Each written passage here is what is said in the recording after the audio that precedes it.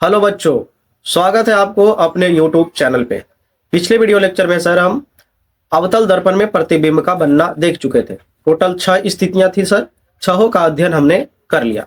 आज हम देखेंगे सर बी नंबर उत्तल दर्पण में प्रतिबिंब का बनना। उत्तल दर्पण में प्रतिबिंब का बनना, ठीक है।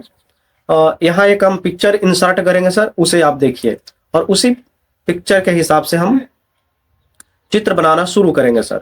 चलिए देखते हैं। ठीक है सर, ये रहा। अब आप ध्यान से देखिए सर, इसमें मात्र दो ही स्थितियां हैं सर। इसमें मात्र दो ही स्थितियां हैं, वस्तु जब अनंत पर हो और दूसरा अनंत और ध्रुव के बीच हो। इन दोनों स्थितियों को देखते हैं सर, किस तरीका से प्रतिबिंब बन सकता है। आपको पेन कॉपी पर भी हम आपको बना के दिखाएंगे, लेकिन एक बार आपको ऐसे ही रफ करके जरूर बताएंगे सर। ठीक है, पहली स्थिति की बात कर लेते हैं। ठीक है, बोला गया है वस्तु कहाँ है? अनंत पर। ठीक है, तो पहले एक बेहतर सा उत्तल दर्पण बनाते हैं।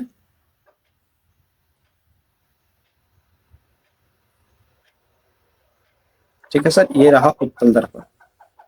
रंग देते हैं अंदर साइड, रंग दिए सर।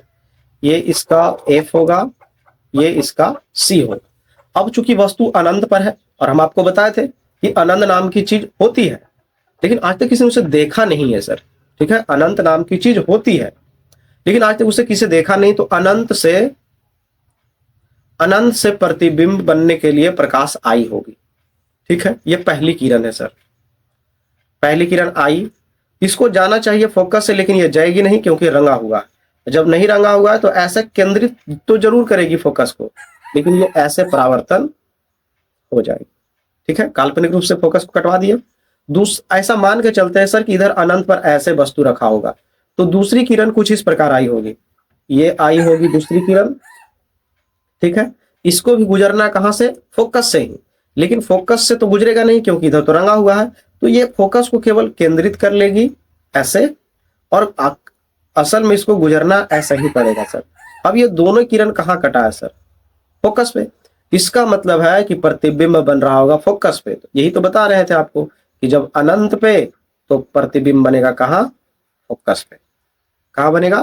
फोकस पे। और क्या, देखिए दर्पण के पीछे बना है, और दर्पण के पीछे जब भी बनता है सर तो काल्पनिक प्रतिबिंब बनता है, तो काल्पनिक बना होगा। अब ध्यान से देखिए, वस्तु बड़ा रहा होगा, ये छोटा बना है, तो कैसा प्रतिबिंब बना होगा? छोटा बना होगा।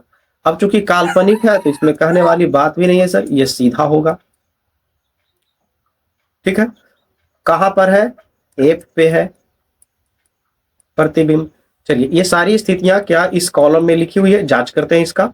देखिए सर, अनंत पे तो फोकस पे एकदम है सर, अत्यधिक छोटा एकदम है, आभासी काल्पनिक को ही आभासी बोलते हैं सर, और सीधा बना। ठीक है, अब दूसरी स्थिति की ओर देखते हैं सर। पहले आप इसका वीडियो देख लीजिए। ठीक है, पहली स्थिति है सर, जब वस्तु अनंत पर हो। तो पहले आप एक प्रधान अक्ष खींच लीजिए, तो ये रहा प्रधान अक्ष। ठीक है, अब उसके बाद प्रकाल में आप खुद से नाप लीजिए सर, 4 सेंटीमीटर। 4 सेंटीमीटर ही पर्याप्त रहता है सर, क्योंकि ज़्यादा लंबा अगर प्रकाल ले लेंगे तो ज़्यादा बड़ा फिगर बन जाएगा। ठीक है, अब कहीं एक बिंदु ले लेते हैं सर, जैसे हमने यहाँ बिंदु लिया। ठीक है, यहाँ। ठीक है, यहाँ इसे आप C बोलेंगे। अब आप ध्यान से देखिए सर, इस बार चित्र ऐसे नहीं बनाएंगे सर, इस बार चित्र इधर से बनाएंगे, ऐसे।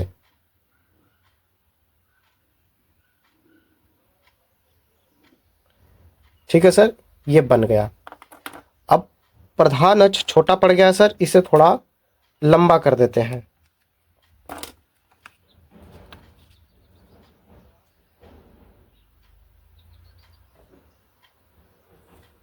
ये रहा सर। ठीक है, अब चूंकि हम C को लिए हैं 4 सेंटीमीटर पर, तो फोकस कहाँ पे होगा सर? 2 सेंटीमीटर पे। तो फोकस को एक बार देख लेते हैं 2 सेंटीमीटर पे। ये रहा 2 सेंटीमीटर पे F। ठीक है, अब ध्यान से देखिए, वस्तु कहाँ बोला गया है? अनंत पे। तो अनंत में वस्तु होगी। अब यहाँ से प्रकाश की किरणें लाते हैं सर अनंत से।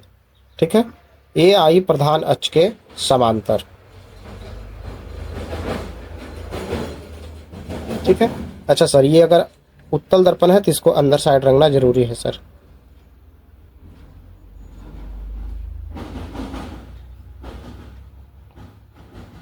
ठीक है, ये अपना ध्रुव है। ठीक है, अब दर्पण से टकराने के बाद प्रकाश कहाँ जाती है सर? फोकस पर।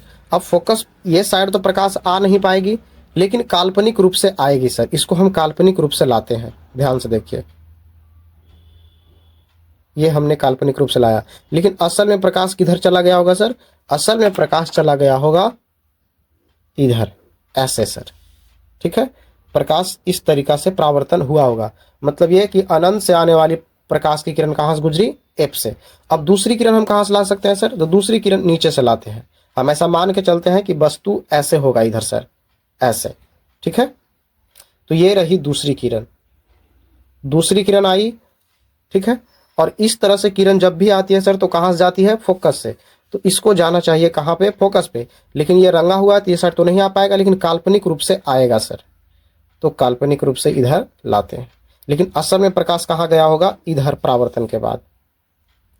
ठीक है, अब ये दोनों प्रकाश की किरण कहाँ कटा है? एफ पे। मतलब ये कि वस्तु जब अनंत पे है तो प्रतिबिंब कहाँ बनेगा? एफ पे। ठीक है, प्रतिबिंब कहाँ बनेगा? एफ पे। अब ध्यान से देखिए, दर्पण के आगे बना है कि पीछे? तो ये दर्पण का आगे वाला हिस्सा ये है सर, क्योंकि हम आपको बताए थे कि वस्तु को जब भी रखा जाता है तो बायां तरफ रखा जाता है। ठीक है, पीछे बना है। ठीक है, और जब पीछे बनता है तो बनता है सर काल्पनिक। ठीक है, काल्पनिक। अब चूंकि काल्पनिक है तो ये सीधा होगा सर। अब ध्यान से देखिए, कितना छोटा प्रतिबिंब बना है, एकदम बिंदी सा। तो इसको लिख सकते हैं सर अत्यंत छोटा। ठीक है, तो उम्मीद है सर आप इस बात को बेहतर समझ जाएंगे। काल्पनिक को आभासी भी बोला जाता है सर, इस बात का भी आप ध्यान रखेंगे। ठीक है, तो ये रही पहली स्थिति सर। चलिए सर, आपने देख लिया वीडियो। अब दूसरी स्थिति देखते हैं सर। दूसरी स्थिति क्या बोला है उसे देख लेते हैं एक बार। दूसरी स्थिति बोल रखा है सर कि वस्तु अनंत और ध्रुव के बीच हो। तो बनाते हैं ध्रुव और अनंत के बीच। ठीक है, दूसरी स्थिति अनंत और पी के बीच। ठीक है सर, तो ये रहा अपना उत्तल दर्पण, रंग दीजिए एक साइड। ये रहा अपना प्रधान अक्ष, ये रहा पी, ये रहा एफ और ये रहा सी। ठीक है, अब ध्यान से देखिए सर, पी और अनंत के बीच, तो पी और अनंत के बीच यहां होगा, मतलब वस्तु दिख रहा, अब अनंत पे नहीं है। ठीक है, तो यहां रख सकते हैं। और आपको बोले थे इसके शीर्ष से दो किरण निकलती है, ये पहली किरण निकली सर। जाना कहाँ है? इसको फोकस से, हर हाल में ये फोकस से ही जाएगी। ठीक है, लेकिन काल्पनिक रूप से, असल में परावर्तन हुआ होगा कुछ इस प्रकार। ठीक है, दूसरी किरण कहां से जाएगी सर? तो दूसरी किरण को जाना है सी से, तो दूसरी किरण को सी से गुजारते हैं। यहां तक तो ठीक आएगी, लेकिन इसी रास्ते यह मुड़ जाएगी, क्योंकि ये केंद्र को फोकस कर रही है, मतलब केंद्र को ध्यान कर रही है। तो फिर भी इसको हम आगे ले जाएंगे सर, केंद्र के पास ले आए। अब देखिए दोनों कहां कटा है? यहां कटा है। इस बार भी दर्पण के पीछे बना है प्रतिबिंब, तो कैसा प्रतिबिंब बना होगा? काल्पनिक। काल्पनिक को ही क्या बोलते हैं? आभासी। ठीक है सर, और आभासी प्रतिबिंब हमेशा और हमेशा सीधा होता है। कैसा प्रतिबिंब बना है? वस्तु से बड़ा या छोटा? तो आप देख पा रहे हैं पूरा पूरा वस्तु से कैसा बना है? छोटा। ठीक है सर, क्या ये सारी बातें कॉलम में लिखी हुई है? जांच कर लेते हैं एक बार। ये देखिए सर, पी और एफ के बीच बना है, एकदम बना है, हम पीछे देख चुके थे, पी और एफ के बीच ही बना है। ठीक है, छोटा बना है और आभासी बना है। देख लेते हैं एक बार फिर से चित्र। ठीक है, कहां बना है? तो आप देख पा रहे हैं ये पी है और ये एफ है, इसी के बीच में बना है। तो हम लिख सकते हैं वस्तु कहां है? पी और एफ के बीच। ठीक है सर, आपने देख लिया प्रतिबिंब का बनना उत्तल दर्पण में। अब दूसरी स्थिति देखते हैं सर।